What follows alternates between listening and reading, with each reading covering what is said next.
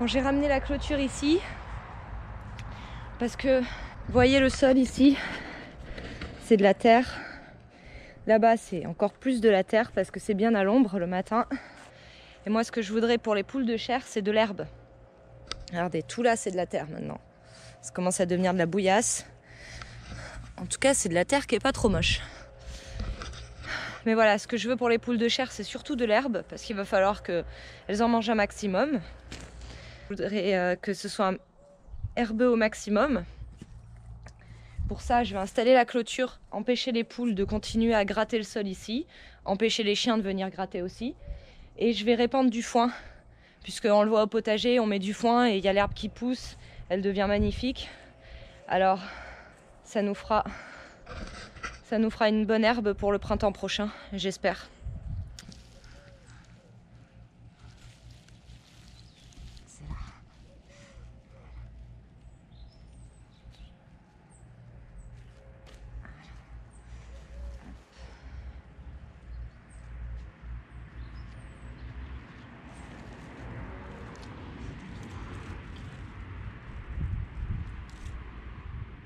Ouais.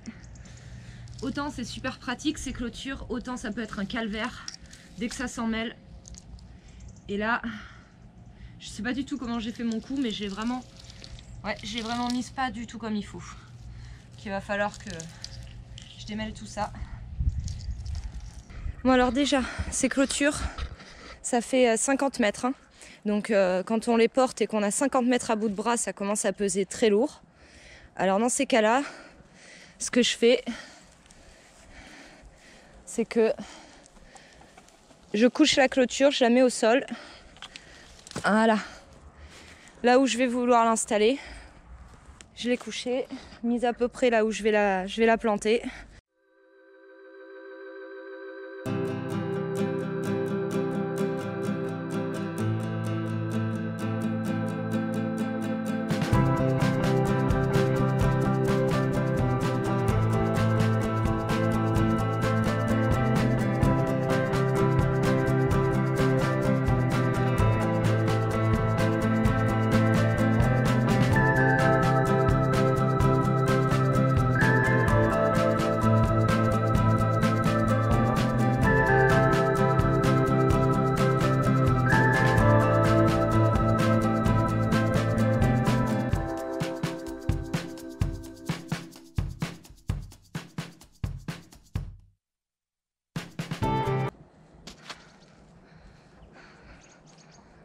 Hop là. Maintenant que j'ai fixé les deux extrémités, ici, d'ailleurs il va falloir que je revoie parce que là ça va pas, c'est trop lâche, les poules elles vont passer. Et au bout là-bas au poteau, je vais pouvoir tirer la clôture un maximum pour que ce soit le plus droit possible. Seulement, une chose que j'ai faite avec cette clôture, c'est ma première clôture mobile, qu'il ne faut jamais faire parce que le résultat, vous le voyez ici, là c'est super lâche, peu importe que je tire la clôture au maximum, parce qu'en fait comme c'était assez bas, ce que je venais faire c'est que je ramenais la clôture comme ça, pour la rehausser. Et je la passais sur le piquet, sauf qu'on étire le fil, et du coup on abîme la clôture. Et comment dire, c'est un peu irréversible à moins de couper la clôture et de refixer, mais je le ferai pas, parce que c'est du, vous voyez, vous avez du câble inox. Et le câble inox, ça permet que la clôture soit électrifiable. Comme vous pouvez voir ici, c'est beaucoup plus droit que là où je viens de vous montrer. C'est justement pour ça. Parce que j'ai pas fait ce qu'il fallait au départ. Ici, ça me faisait juste cet espace à combler. J'ai fait passer le double piquet au-dessus de la clôture en bas.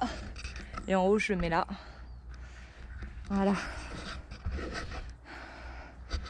Bon. Ben, ça leur fera quand même un bel enclos.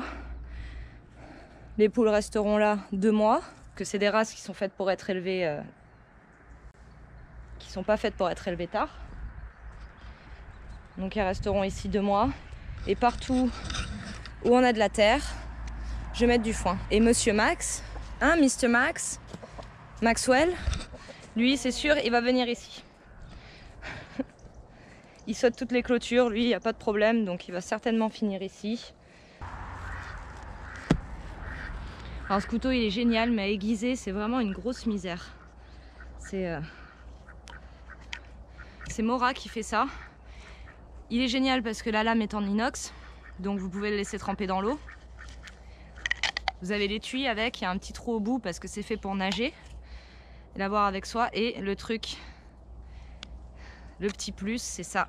Ce qu'on appelle le fire steel. Je sais pas si vous voyez bien.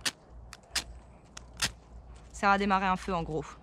Avec des petites brindilles bien sèches. Vous mettez ça et vous utilisez votre fire steel dessus.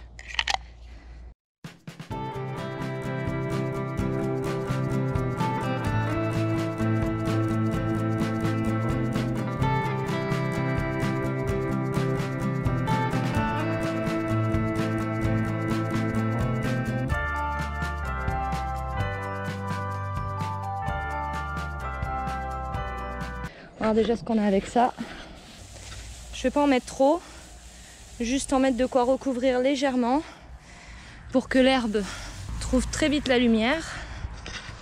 Je veux pas pailler, hein, je veux juste favoriser la pousse de l'herbe.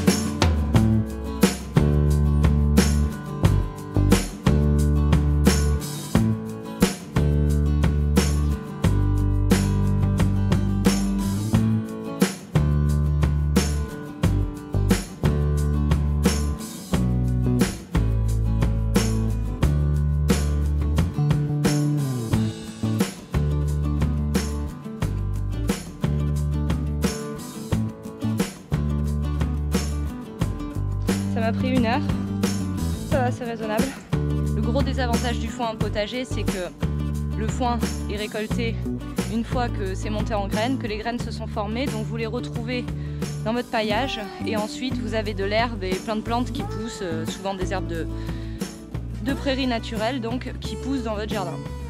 Dans cette situation, c'est un avantage. J'espère que ça va bien pousser ici, qu'il va y avoir un peu de diversité au niveau du sol comme ça.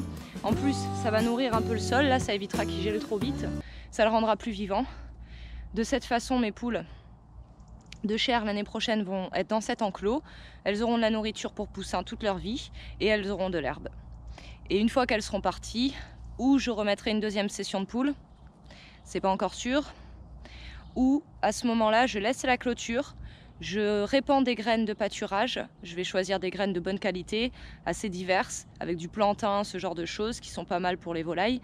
Et ensuite comme ça je mets mes graines, je balance une couche de foin, je laisse la clôture de façon à ce que les poules n'y aillent pas, sinon elles vont manger les graines et vont gratter le foin. Je laisse comme ça pendant 1 mois et demi, 2 mois, ça aura poussé, le sol sera propre et ensuite je pourrai ouvrir l'enclos et leur laisser tout l'hiver le jardin qui sera, cette zone qui sera riche et bonne pour elles, où elles pourront trouver plein d'alimentation. En plus les poules vont fertiliser le sol puisqu'elles vont fienter partout. Et d'année en année, on aura un sol qui sera de plus en plus vivant et de meilleure qualité. Je suis plutôt contente. Je préfère voir du foin que voir de la terre. Par contre, c'est Renaud, quand il va se lever, il va me dire « Quoi? Encore du foin ?» À chaque fois. Vous savez que j'étends le potager, je laisse les poules aller partout et il finit toujours par me dire « Quoi? Mais tu prends encore cette zone ?» Bon. Tant que je suis là, je vais couper un peu de bois.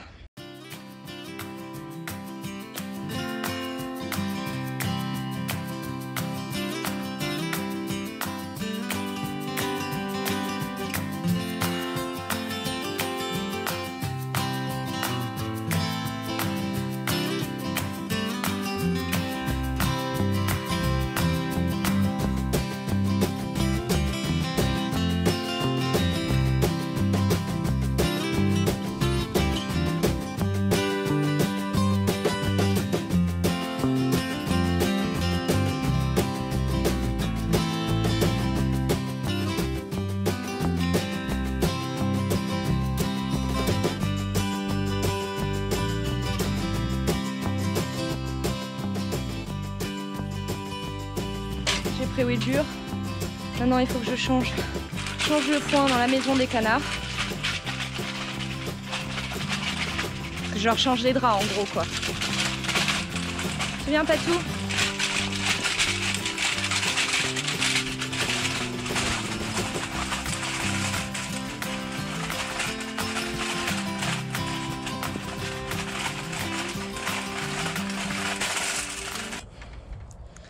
Alors petite, bonjour petite, bonjour petite, bonjour petite, comment tu vas ma petite? Alors, ça va petite?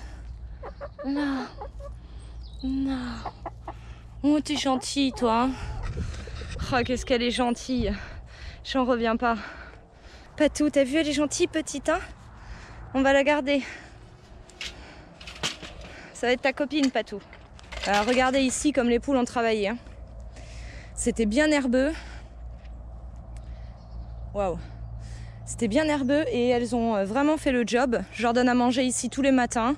Enfin, un matin ici, un matin là. Pour qu'elles travaillent un peu tout ça.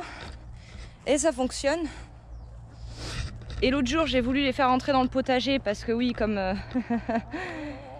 Comme c'était prévisible, l'herbe a repoussé sous le foin. Je vous montre. Et ça veut dire que l'année prochaine, ça va encore être la misère pour arriver à désherber tout ça. Alors je me suis dit, je vais laisser entrer les poules et elles vont nettoyer les rangs au moins sur les côtés. Regardez ici. Là, elles ont gratté. Mais alors, le soir, c'était ouvert de ce côté. Le poulailler est de l'autre côté. J'aurais dû ouvrir ici parce que le soir j'en ai retrouvé 3 coincés là et du coup j'ai réussi à les faire sortir et Becky qui est certainement la plus bête, elle a pas trouvé la sortie, pourtant j'ai soulevé la clôture, elle a vu les autres passer mais elle a pas voulu y aller et elle a pris peur et elle a traversé le filet à insectes, donc il est fichu, dommage. Ah, il est fichu. Je vais pouvoir le couper ici et récupérer cette zone. Mais bon, en tout cas, regardez, on a un chou. Il est beau celui-ci. Il commence déjà à être bien. Au printemps, il sera énorme. Bah alors, mes mères. Alors elle, c'est mes mères. Elle n'est pas trop intégrée, bizarrement. Les autres Araucana, il n'y a pas de problème. Mais elle s'est pas fait trop de copains.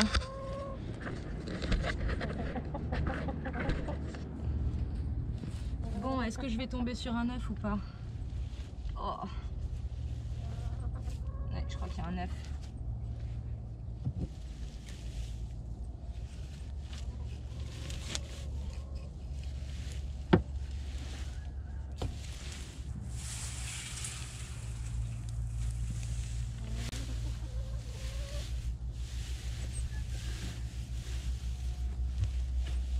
Voilà, de ce côté, tout le monde arrive. Reste de la batterie. Non, j'ai plus de batterie. Pour finir, voilà, il va falloir que je change l'eau des canards. Très important que les canards ils aient de l'eau. Des seaux d'eau frais et propres. Faut au moins changer l'eau tous les jours. En été, je la change 2 à 3 fois par jour parce que ça monte vite en température. Et parce que les canards, ils ont besoin de plonger leur tête entière dans l'eau pour rincer leur visage.